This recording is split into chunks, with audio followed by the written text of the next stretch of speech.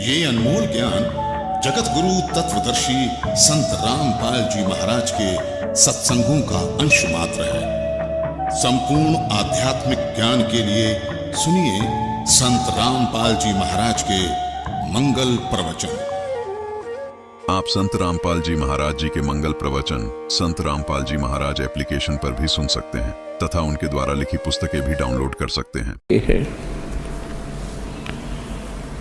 जब तक प्राणी को सत्संग नहीं मिलता, ये कोई भी कार्य कर रहा है उसी को उत्तम मानता है। कोई कसाई का काम करता है उसको भी श्रेष्ठ मान रहा है, क्योंकि उसने दादा परदादा यही काम करते देख। उसको इसी प्रकार कोई शराब पीता है तो शराब पीने वाले को भी बुरा नहीं लगता, क्योंकि उसके साथी सभी उसी कार्य को सहर्ष कर रहे होते हैं। इसी प्रकार कोई चोरी करता है तो चोरों का ग्रुप भी भिन्न ही होता है, तो उनके सब के विचार एक जैसे ही होते हैं, इसलिए उनको वो काम बुरा नहीं लगता। सत्संग में आने से परमात्मा का विधान ज्ञान होता है, परमात्मा के नियमों की जानकारी होती है, और फिर इसको पता चलता है कि जो कार्य मैं कर रहा था वो कहाँ तक उचित थे। फिर वो त्यागने की चेष्टा करता है और एक दिन उनसे विमुक्त हो जाता है।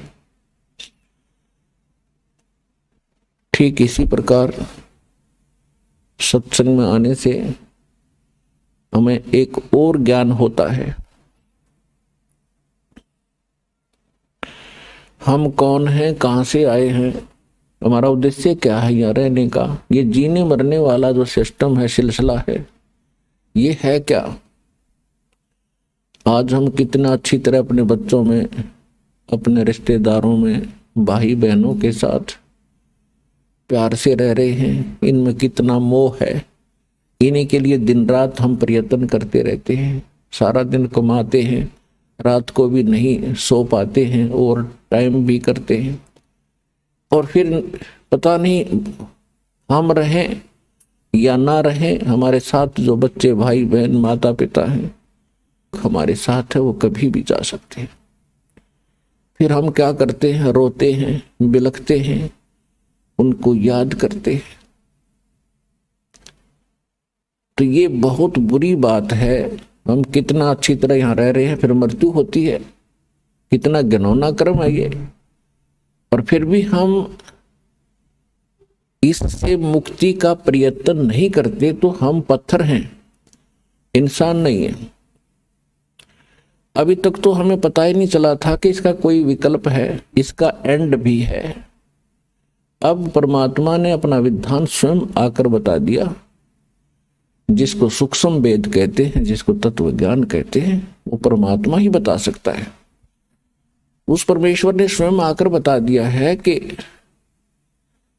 ये लोग ठीक नहीं है, यहाँ का भगवान ये परमात्मा नहीं है। परमात्मा का अर्थ होता है श्रेष्ठ आत्मा। यहाँ का जो मालिक है ये परमात्मा नहीं है। परमात्मा उसे कहते हैं जो कभी किसी को दुख ना दे, केवल सुख ही दे। और भगवान कहते हैं जो भोग्य पदार्थ प्रदान करे। तो परमात्मा तो एक ही है। बाकी कसाई भी भगवान होता, अपने बकरों के लिए उनको खूब सुविधा देता है, चारा चराता है, पानी की व्यवस्था करता है, झोंपड़ी सेट डालकर गर्मी सर्दी से बचाता है। वो उनका भगवान है, लेकिन वो परमात्मा नहीं है, वो श्रेष्ठ आत्मा नहीं है। श्रीमद् भगवत गीता अध्याय नंबर 15 के श्लोक 16 और 17 में 3 पुरुष 3 प्रभु बताए। एक सरपुरुष, सरपुरुष ये स्वयं है, यहाँ का जो मालिक है ब्रह्म है, जिसको काल भी कहते हैं, जिसे ज्योत स्वरूपी निरंजन भी कहते हैं।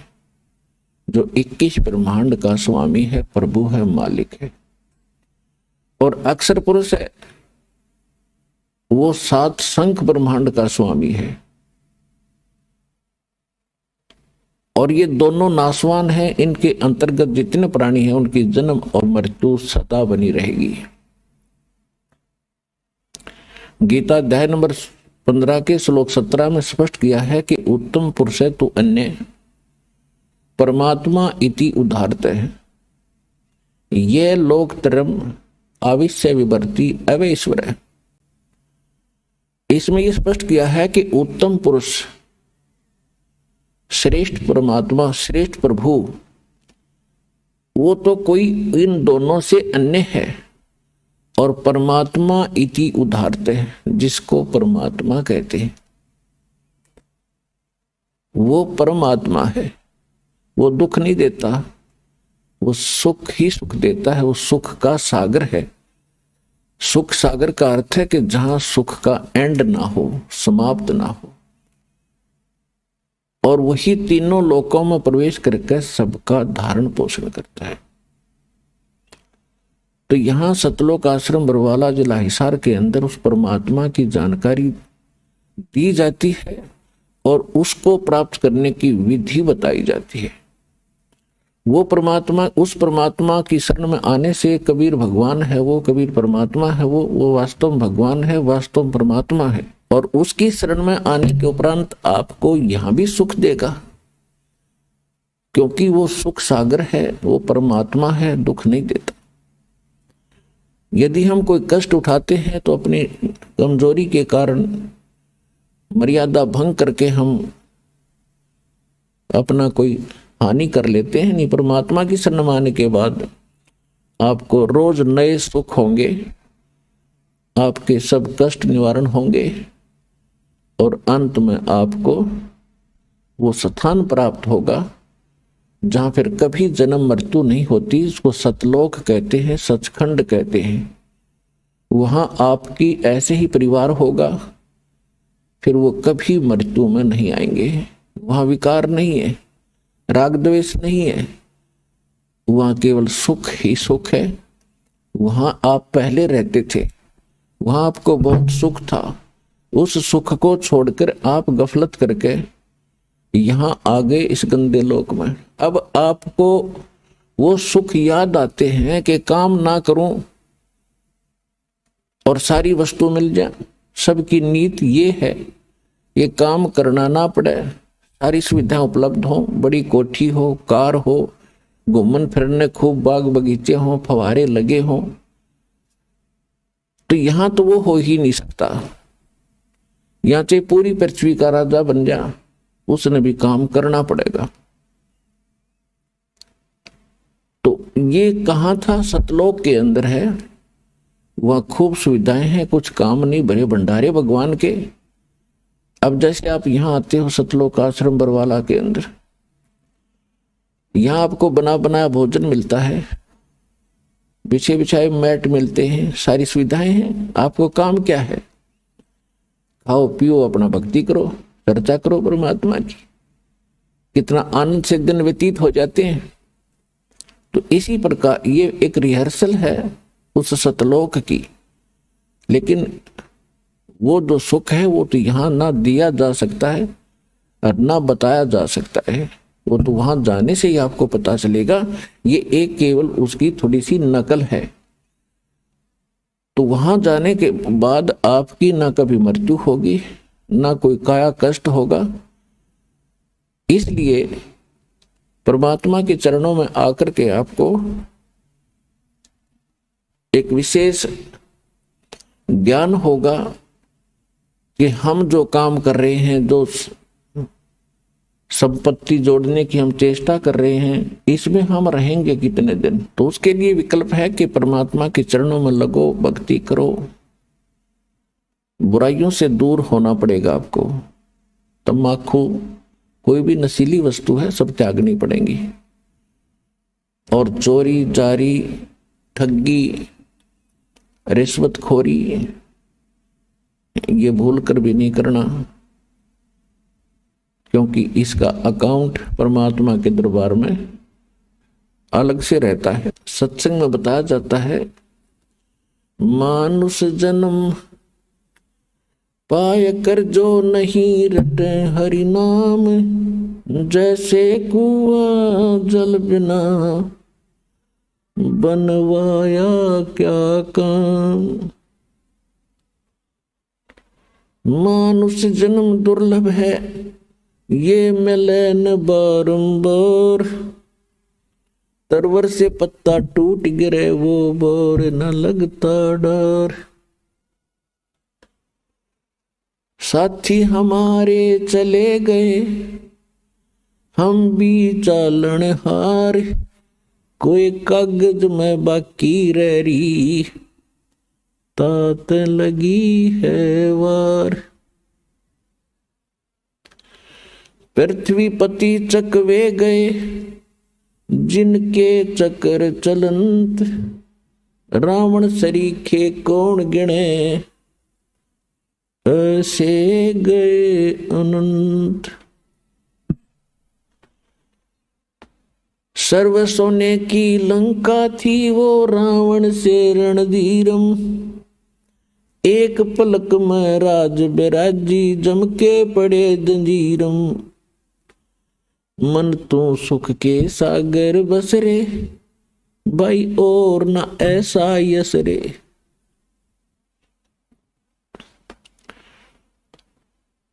तो याद दिला जाता है कि बोले मानो ये मनुष्य जीवन ऐसे नहीं प्राप्त होता जैसा आपने सस्ता सा समझ रखा है। ना जाने कितने अन्य प्राणियों के जन्मों को भोग गए, महाकष्ट उठा के एक सु अवसर प्राप्त होता मानव का। और मानव शरीर के अंदर हम क्या करते हैं, बस संतान हो जा भगवान, अच्छी कोठी बंगले हो जा, फिर इनका विवाह हो जावे और फिर इनके संतान हो जाए, फिर हम बेशक मर जावे, बस इतना ही काम था। इसका एक विशेष कार्य है। ये कर्म जो आप कर रहे थे बगैर भक्ति के, ये तो पशु पक्षी भी आपसे अच्छी जिम्मेदारी से करते, लेकिन केवल यही काम मनुष्य का नहीं, इसके पैरेलल एक काम और है जो सत्संग में आने से ज्ञान होता है। अपने आत्माओं जैसे ये नकली संत भी सत्संग करते हैं, मिलता जुलता ज्ञान भी लगभग बता देते हैं कि भक्ति करो नहीं तो दुख हो जाएगा, लेकिन उनके पास समाधान नहीं है। तो वो सत्संग सुनना या ना सुनना बराबर है।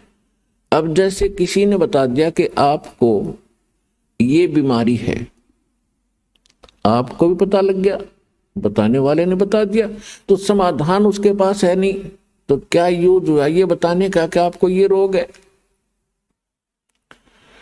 तो जो डॉक्टर होगा वो बीमारी भी बताओगा, उपचार भी करेगा। तो आज तक या तो स्वयं परमात्मा आए थे जो कंप्लीट कोर्स लिए थे, और उन्होंने कुछ महापुरुषों को ये ज्ञान भी दिया था, नाम भी दिया था, समाधान भी दिया था, लेकिन उन महापुरुषों को मना कर दिया था कि अभी इस वास्तविक भक्ति विधि को और इस तत्व ज्ञान को, मूल ज्ञान को अभी सार्वजनिक नहीं करना। क्यों नहीं करना? तो धर्मदास नाम के एक बड़े महापुरुष हुए थे, परमात्मा उनको आकर मिले थे जैसा भगवान की लीला में लिखा है।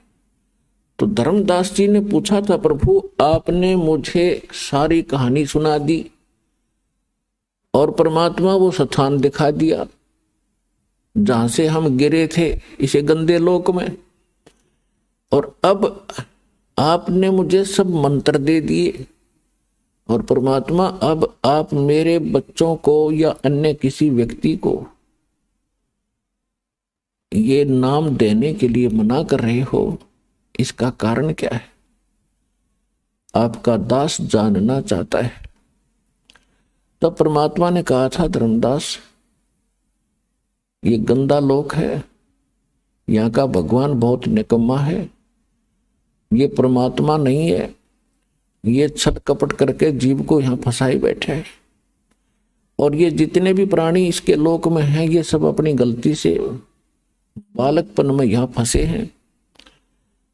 अब इनको इसने इतना मिसगाइड कर दिया है, इतना भ्रमित कर दिया है कि इनको समझाना मेरे लिए बड़ा दूभर हो गया है। और अब इसने ऐसा मोर्चा डांट दिया कि असली भगवान का तो नामो निशान मिटा दिया। और बाकी सारी चाहे को कैसी पूजा करता है, बड़ी खुशी से करता रहो, कोई प्रॉब्लम नहीं। कहीं तीर्थ पर जाओ, कोई व्रत रखो, कोई मंदिर पूजो, मस्जिद पूजो, गुरुद्वारा पूजो, चर्च में जाओ, या कहीं 4 ईंट लगा के वह मत्था टेकते रहो, या कोई घोर तप कर लो। वो साधना इसने समाप्त कर दी जिससे मोक्ष होगा। और इस काल भगवान ने अपने दूत भेज रखे हैं, ये संत बना के। ये मेरे बच्चे हैं सभी, ये संत भी मेरे बच्चे हैं, मेरी आत्मा है, और श्रोता भी मेरी आत्मा है। लेकिन अब ये इतने भ्रमित हो गए, काल के हाथों पड़ गए। अब यो इनको नाच नचा रहा है, इनकी पूंजी का नाश करवा रहा है। जो संत या कोई नेता, राजनेता, कोई मंत्री, प्रधानमंत्री, राष्ट्रपति बनते हैं, ये पिछले जन्म के बहुत घने पुण्यकर्मी प्राणी होते हैं। जैसे इन्वर्टर की बैटरी चार्ज कर रखी हो और वो पूरी चार्ज है, तो वो चार्ज है, तो वो आगे चार्जर नहीं भी लगा है, हटा दिया गया है, तो भी वो अपना काम प्रॉपर कर रही है। पंखे भी चल रहे हैं, ट्यूब भी जग रही है, और भी जो उसके सत्र का काम वो पूरा कर रहा है। लेकिन यदि आगे उसको चार्ज नहीं किया जाता है, चार्जर गलत लगा रखा है, सही स्थान में चार्जर नहीं लगा है, जिसमें लाइट है, वैसे को चार्जर लगा भी दिखता हो, तो बैटरी चार्ज नहीं हो रही। और जिस समय वो बैटरी समाप्त होगी, डिस्चार्ज हो जाएगी, फिर सब सुविधाएं एकदम समाप्त हो जाएगी। तो ये जितने संत बने हुए हैं, बने हैं या पैसे वाले सेठ बने हैं, ये पिछले जन्म जन्मांतर के बहुत घने पुण्यकर्मी प्राणी हैं। और अब इनके पुण्यों का नाश करवा रहा है ये काल। इनकी महिमा बना दी, लोग सलूट मारे हैं, गुरुजी बन गए, क्योंकि श्रद्धालु तो उसको गुरु मान बैठा है। और गुरु के प्रति जो आस्था है वो तो एक विशेष होया करती है। लेकिन एक यदि कोई व्यक्ति गधे के ऊपर आस्था लगा ले कि या गाय हर बाल्टी भरेगी दूध की, वो तो मूत की तो भर सके है, दूध की नहीं उसके पास।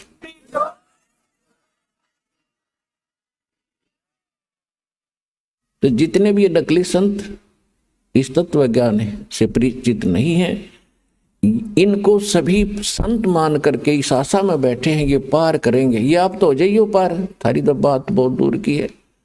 पार होंगे मूल मंत्र से, मूल मंत्र से पार होंगे। और देने वाला मूल मंत्रों का अधिकारी हो तब पार होंगे। तो इस प्रकार परमात्मा बता रहे हैं धर्मदास जी को कि जिस समय ये भोली आत्मा यहां फंस गई इस काल के जाल में, आगे इसके साथ में, क्योंकि जब ये यहां आए तुम सभी भक्ति युक्त थे, तुम्हारे पास घना धन था भक्ति का, और आप उस भक्ति धन को लेकर इस ठग के साथ आगे, इस ब्रह्म के साथ, सरपुरुष के साथ, इस पर तुम आसक्त हो गए। ये सृष्टि रचना में आपको बहुत बार सुनाया है। अपने पिता से तुम विमुख हुए, भगवान के हृदय से उतर गए, और जिस कारण से आप यहां आ गए। इसने क्या छल किया आपके साथ? पहले आपको रखा ऊपर स्वर्ग में, पहले ब्रह्मलोक में रखा। ये ब्रह्मलोक क्या है? एक रेस्टोरेंट है, एक ये होटल है, और ये उसका मालिक है। इसने वहां अपने एजेंट छोड़ रखे हैं और उसका कमीशन रखा हुआ है, और जितने पुण्य हैं वो सब सुविधा ये देता है, लेकिन उसके व्यक्ति विशेष के उस आत्मा के पुण्यों से ही वो सब कुछ वहां खाता भक्ति धन से। और जब भक्ति धन इसका समाप्त हो जाता है तो उसको पृथ्वी पर पटक देता है यहाँ। और फिर इसने परमात्मा का दिया हुआ ज्ञान वेद इनकम्प्लीट दे दिया। परमेश्वर ने इस ब्रह्म को कंप्लीट स्पिरिचुअल नॉलेज दिया था ताकि मेरे बच्चों को ये सारा ज्ञान बता दे, ये भक्ति करके फिर आ जाऊं वापस। इसने जब ये परमात्मा का ज्ञान प्राप्त हुआ, इसको परमात्मा ने, कबीर परमेश्वर जी ने इस काल भगवान के अंतःकरण में, इसकी आत्मा में ये कंप्लीट स्पिरिचुअल नॉलेज डाल दिया था जिसको तत्व ज्ञान कहते हैं।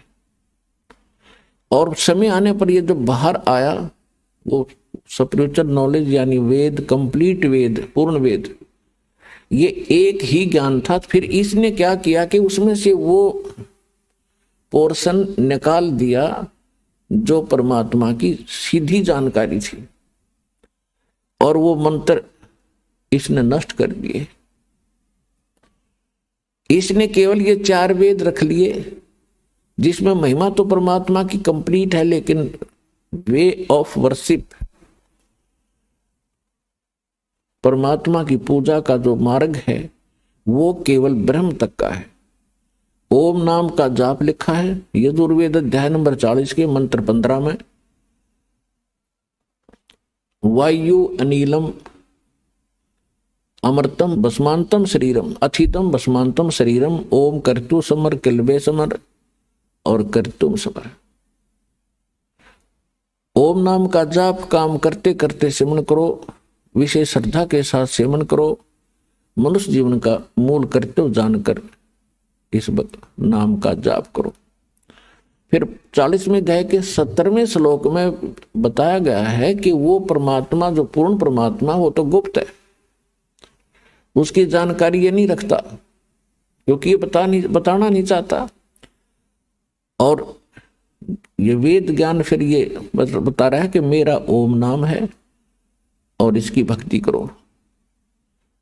यही ज्ञान चारों वेदों वाला निष्कर्ष श्रीमद् भगवत गीता के अंदर ज्ञान है। 8वें अध्याय के 13वें श्लोक में इसमें भी स्पष्ट किया है कि ओम इति एकाक्षरम ब्रह्म व्यवहारण माम अनुसमरण ये परियाति तजन देहम सयाति परमाम गतिम। मुझ ब्रह्म का केवल एक ओम मंत्र है, उच्चारण करके सिमरण करता हुआ जो शरीर छोड़कर जाता है, ओम से मिलने वाली जो गति है वो परम गति इससे हो जाएगी। वो क्या है? ओम नाम का जाप ब्रह्म का है, ब्रह्म के पुजारी ब्रह्म लोक में जाते हैं। 8वें अध्याय के 16वें श्लोक में स्पष्ट किया है कि ब्रह्म लोक में गए हुए प्राणी भी फिर जन्म मृत्यु में आते हैं।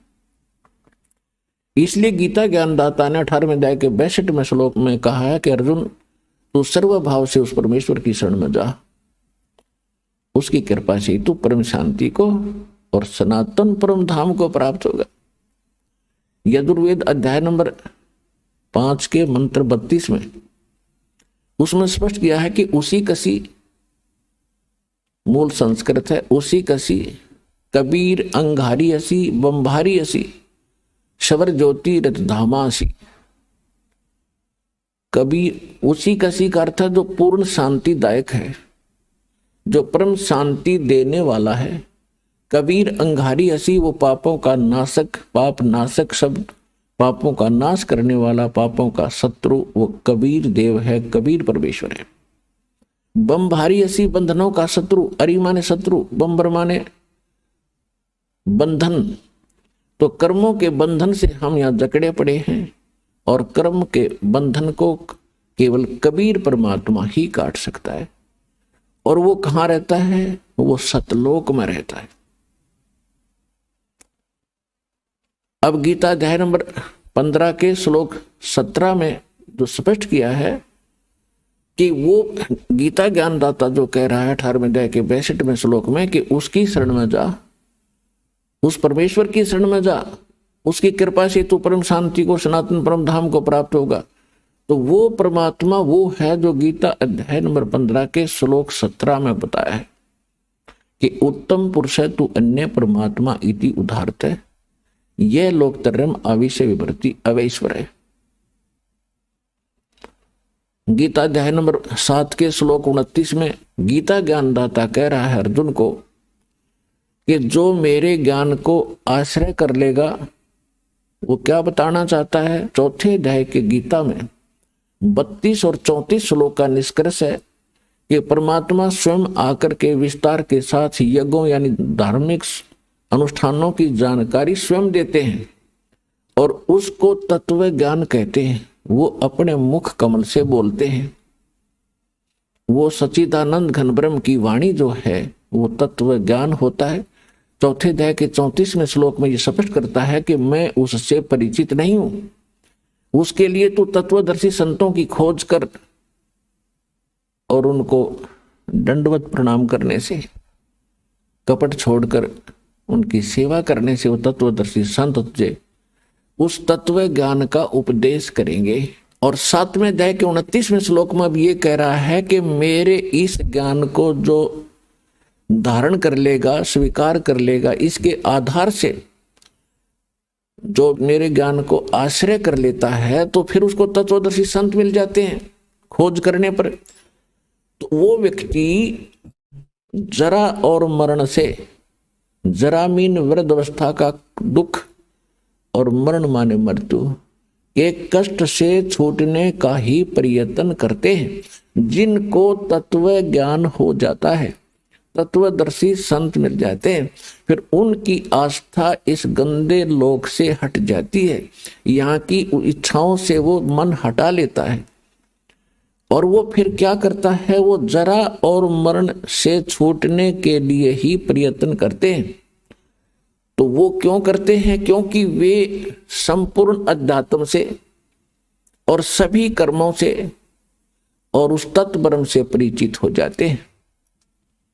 तत्व ब्रह्म, ब्रह्म माने भगवान, लेकिन ये जो ब्रह्म है यहाँ का ये सर ब्रह्म है, सर पुरुष है और वो परम अक्षर ब्रह्म है, वो अविनाशी परमात्मा है। तो अर्जुन ने गीता अध्याय नंबर 1 में प्रश्न किया, 8वें अध्याय के 1 में प्रश्न किया मंत्र में कि किम तत्ब्रह्म और किम अध्यात्म किम कर्म पुरुषोत्तम। वो तत्ब्रह्म क्या है भाई, जिसको जानने के बाद व्यक्ति यहाँ की कोई इच्छा नहीं रखता और केवल जरा और मरण से छूटने का ही प्रयत्न करता है। वो किम तत्ब्रह्म, वो तत्ब्रह्म क्या है और क्या कर्म है और अध्यात्म किसे कहते हैं। गीता ज्ञानदाता ने 8वें अध्याय के 3 श्लोक में कहा कि वो परम अक्षर ब्रह्म है। वो परम अक्षर ब्रह्म है, ये स्वयं ब्रह्म है और वो परम अक्षर ब्रह्म है, उसको सच्चिदानंद घन ब्रह्म भी कहते हैं। तो इस प्रकार हमें ज्ञान हुआ कि और परमात्मा है जो हमें सुख देता है। तो धर्मदास जी को परमात्मा बता रहे हैं कि सबसे जब ये दुखी हुए, क्योंकि स्वर्ग में तो इनको मिलता जुलता सा सुख लगा सतलोक का, जब आप यहां आए तो सतलोक से जब नीचे आए तो ब्रह्मलोक में मिलता जुलता सा तुम्हें राहत मिल रही थी। और जब तुम्हारी पूंजी समाप्त होगी, तुम होगे कंगाल, तो पटक दिए पृथ्वी पर कि फिर धन जोड़ो और फिर आओ यहाँ पर, फिर तुम्हें कुछ समय सुख मिलेगा। अब ये स्वर्ग और ये महास्वर्ग जिसको ब्रह्मलोक कहते हैं उसको महास्वर्ग कहते हैं। ये तो ऐसे हैं जैसे रेस्टोरेंट होते हैं, जैसे हरियाणा, पंजाब, राजस्थान, उत्तर प्रदेश, मध्य प्रदेश आदि इन राज्यों में गर्मियों के मौसम में बहुत गर्मी पड़ती है और जो सेठ साहूकार कुछ व्यक्ति जिनके पास घना धन हो जा, वो क्या करते हैं, जब इधर चले जाते हैं कुल्लू मनाली शिमला के अंदर गर्मियों का समय व्यतीत करने के लिए, वहाँ ठंडा क्षेत्र है, तो वहाँ क्या करते हैं, एक होटल में कमरा किराए पर लेते हैं, सारा उस होटल में खाना खाते हैं। तो वहाँ उनको जो पूंजी ले जाते हैं 50-60 हजार रुपये, तो वो उनकी पूंजी वहाँ खत्म हो रही है, वो सुख अवश्य प्राप्त कर रहे हैं। और जब उनकी वह धन समाप्त हो जाएगा उनको फिर से कर्म क्षेत्र में आना पड़ता है। और अगले वर्ष हो सकता है इतनी पूंजी ना बचे कि हम होटल में जा सके 2 महीने 3 महीने काटने के लिए, मई जून जुलाई के, तो फिर वहीं पड़ा रहना पड़ेगा उसको। तो ऐसे यहाँ के स्वर्ग महास्वर्ग बताए हैं।